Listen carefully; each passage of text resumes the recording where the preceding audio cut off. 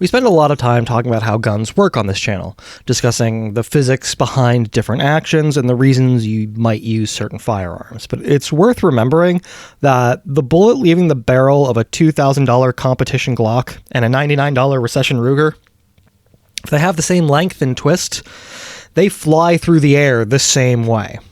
Realistically, your bullet is just as important as the gun itself, arguably more so. So today, I want to demonstrate a few things. We're going to use some real-world data and some animations and demonstrate what happens with a couple different rounds in a few specific situations. It's worth remembering that, like all data collected in a vacuum, it will inherently have flaws, but it'll be enough to demonstrate not just how I feel about calibers, but more importantly, why, what information I'm basing that on, and hopefully it'll help you inform your own opinions. Because I might be poor, but I have a wealth of useful information. Speaking of being a poor TM, Patreon. Thank you to everybody who is sponsoring this channel and helping me create content. This stuff is not cheap to make, and the only reason I get to make it at all without having to copy some corporate script word for word is y'all. Seriously, this video would have been the actual best caliber is 30 Extreme Carry Gasm because Nick's Ammo Station and Masturbation Supplies Emporium has graciously sponsored all of today's content, if I had to get sponsored.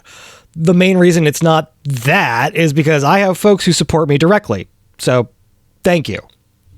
Also, I want to make it clear that this video will avoid the politics that frequently comes up. I know the title, look, this is YouTube, and I am fighting multiple algorithms that go out of the way to shut me down at every turn.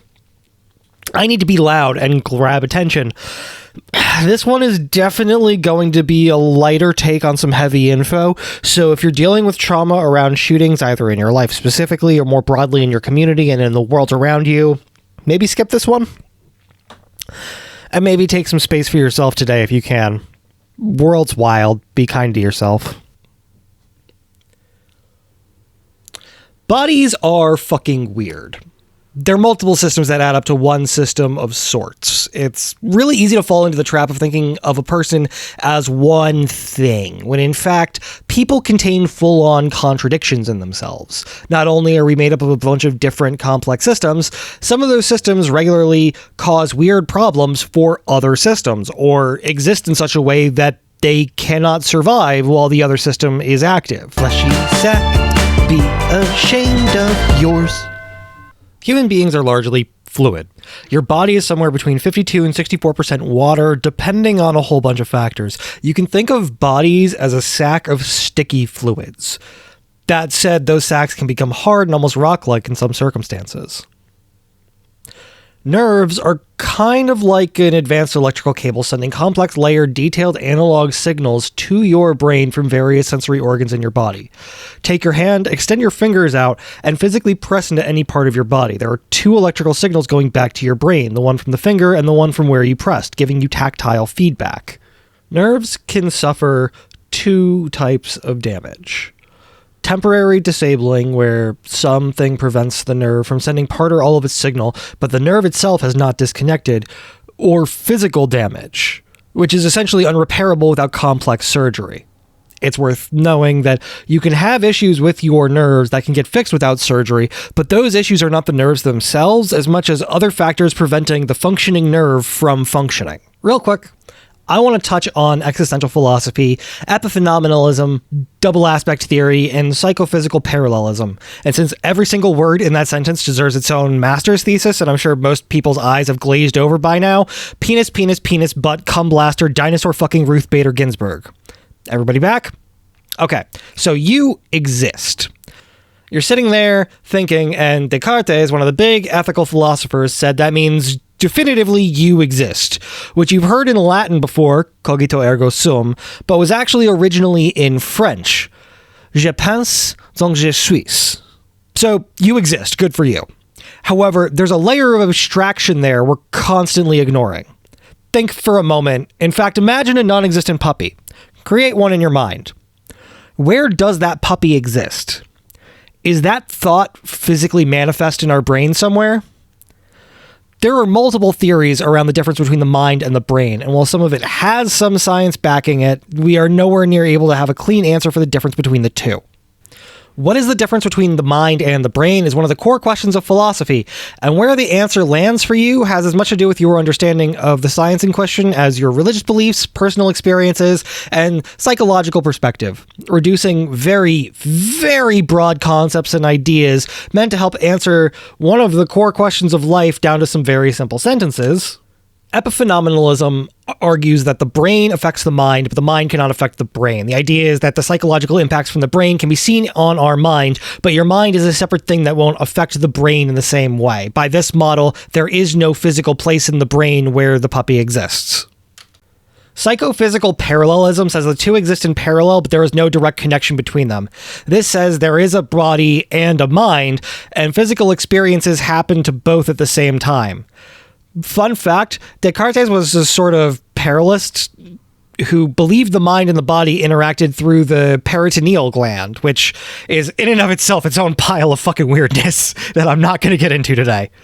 Relative to the puppy, that means that there is a physical space in your brain where the puppy exists and a place in your mind where you're thinking about the puppy. The two spots, however, are unrelated. Intersectionalism is basically the exact opposite.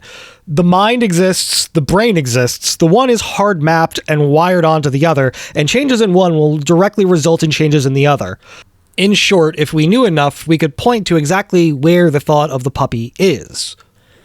Emergentism is a sort of sub-flavor of intersectionalism. Emergentism on its own is the idea that there are things whose existence comes from combining multiple things whose value and capability is greater than the sum of the parts. It posits that the mind is a thing that is created, where multiple parts of our brain work together, that our brain is a collection of systems that can include the mind, and these things add up to more than the sum of their parts and cannot be measured easily when separated. Now, from a psychological perspective, there are physical controls in the brain as well as psychic ones. Physical ones are relatively easy. Lift your arm up and down. Bam, physical control. As for psychic controls, have you ever taken a few breaths and managed to physically calm yourself? That's not just you controlling your breath, that's you controlling your adrenaline response in your body's hormone system as well as your own heart rate.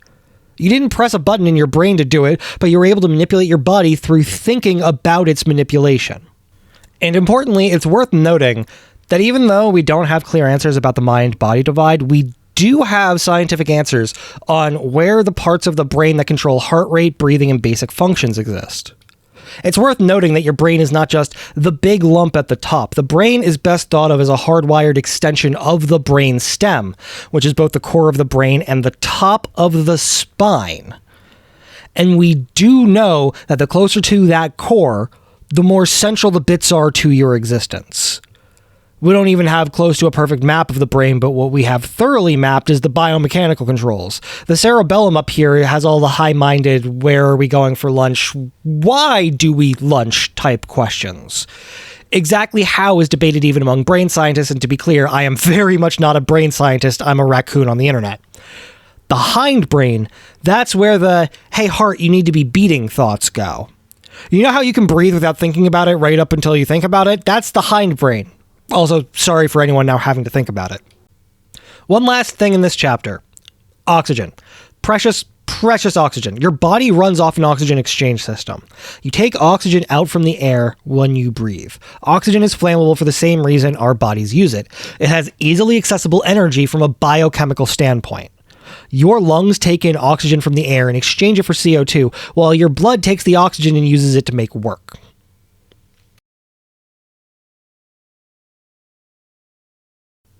I've discussed this in another video before, a link will be in the description, but you can't really get to the rest of the points without a firm grasp on these points, so I'm going to cover it again here. Bullets poke holes in things is just a simplistic way to think about damage, and to be clear, there's a lot of bullets that do just that. A full metal jacket bullet is usually a lead bullet with a full brass jacket designed to hold the bullet together when it hits things. Some long arms, like most ARs, are going to be fed mostly with this type of ammunition, but not exclusively. A full metal jacket is designed to keep pushing through a target, through cover, through whatever is in its way. A hollow point, on the other hand, is designed to stop on the thing that it hits. It expands on impact, dumping the energy it was carrying. Now, this has a few advantages. First of all, there's the safety standpoint. If you mean to hit one thing, having bullets stop at that one thing can prevent something else from catching a bullet. But from a how to stop a threat perspective, if someone is shot and the bullet goes through them, all of the energy the bullet takes with it as it leaves is energy that was not imparted to the threat. Physics is a closed system. Energy is always equal in and out. Hollow points dump the energy into the target because the energy has to go somewhere. It's not perfectly one-to-one because of a variety of real-world factors, but you will notice a very strong correlation between the volume of space a full metal jacket leaves and the cavity generated by a hollow point shot by the same case. Shotguns make this a bit more complicated. A slug you can think of as a big-ass bullet that isn't that hard to work around the mental componentry of, but shotguns feel a little bit like a wizard's staff in that what it does isn't at all guaranteed. There's a lot of different options there. Slugs, that's the one big rock. Buckshot, that's a fistful of smaller rocks. Think like a spray of pistol bullets. Birdshot is the tactical equivalent of pocket sand, a bunch of tiny rocks thrown together. It's useful against birds as a hunting tool or for shooting clays, and if it fully connects within 1.5 meters, lethal against people, but also likely not to be used for self-defense. Drone shot is a single slug that splits into multiple pieces tethered together. It's not particularly common, but you'll start seeing more of it, I'm pretty sure. There's beanbag rounds, soft charges behind rubber or Kevlar bags, which work if you're thinking like you're in a cartoon, but in reality, it is likely not a good choice. There's dragon's breath, there's flechettes, there's a bunch of other strange options. Shotguns do often give off a bit of an Acme Engineering vibe. Now, really quick, I want to talk about rifles and the human plasticity effect. Flesh gets pushed out of the way by a bullet. Imagine a bullet being shot into ballistics gel. As it impacts, there is what's called a temporary cavity. However, if the bullet is moving faster than 2,400 feet per second, you get into a unique phenomenon I call the human plasticity effect. See, flesh is mostly made of water. The reason that temporary cavity is temporary is the water gets pushed out of the way, and then, like a wave, pushes back into the shape as the shock wave passes.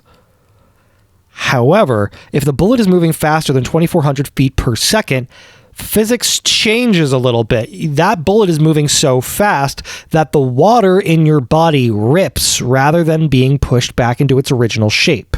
9mm will basically never get to that speed. Also, fun fact, the extra spicy you're not able to buy it from the factory without a government ID 5.7 ammunition out of a pistol leaves the barrel at 2,350 feet per second. It never gets up to the speed where this changes over. No pistol round gets up to the speed where this matters out of a pistol barrel. This is also why AR barrel length matters so much. However, for pretty much every pistol context, you can ignore this. The human plasticity effect is a rifle-only concept.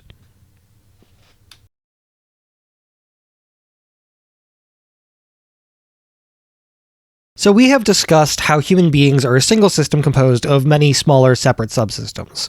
Some of those, like our endocrinological or immune systems, could pause for 5 minutes without our bodies completely falling apart. We'd have to adjust for the lack of those systems afterwards, but realistically, if you put a hard stop to them, you didn't stop the person. However, other systems, not so much. Respiratory, for example. Sure, you can probably stop breathing for 10 to 30 seconds. But outside of well-trained divers, 4 minutes and suddenly you're discussing how bad the brain damage is. Blood flow is in the same category. On the one hand, you can lose a surprising amount of blood and keep going. However, you can absolutely either pass out or die due to blood loss depending on the circumstances. And blood is a pressure system that has both minimums to maintain and a pump that can fail. There are different models or systems for how to think about wounds during a fight that come from different groups having different needs. The center mass model, for example, notices that your heart and your lungs are this big old mass in the center of your chest. You'll also notice that your spine is around that area. Also, your kidneys and your liver are all in this small little block. This is popular. It's taught by John Cooper and several other prominent experts as how to think of damage. Now, if you look at things in this super sterile outline form, the center mass area is about 4 inches into the chest. So you might be wondering, why does penetration in gel matter so much? Why are people arguing about 11 versus 12 versus 15 inches? Well, that's because that sterile outline is kind of useless in the real world. To quote an old saying, in theory, there's no difference between theory and practice. In practice, there is a difference between theory and practice.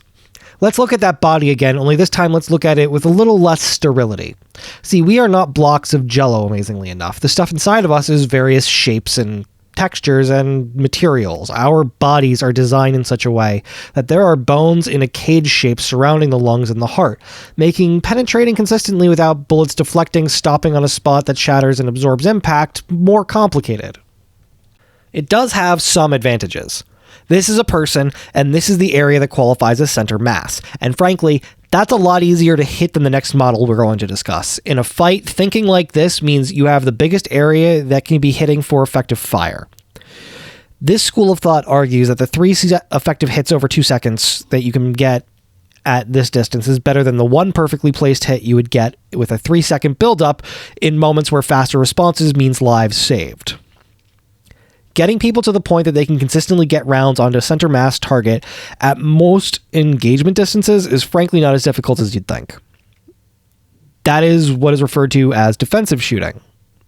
If you are trying to get up to speed quickly, frankly, this is what you should be doing in a fight until you are at least competent and competing to get better.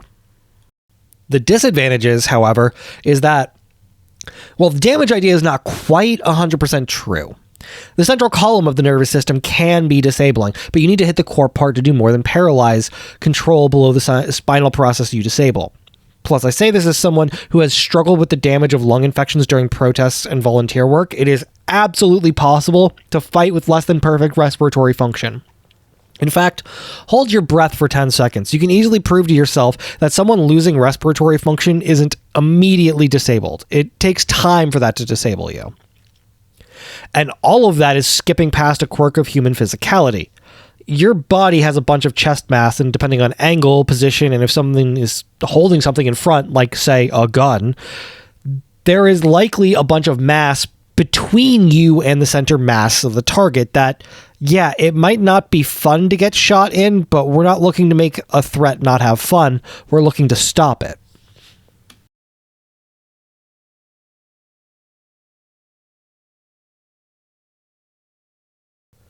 Now look at those systems overlapped again. Your cardiac system is your heart and the veins and arteries pushing it, pumping everywhere. Your nervous system includes your brain, but a lot of the core of your nervous system is at the top of your spine. And if you squint your eyes and stare, you'll notice that there is a concentrated area at the top. A box. Narrow, but where damaging basically anything is an off switch.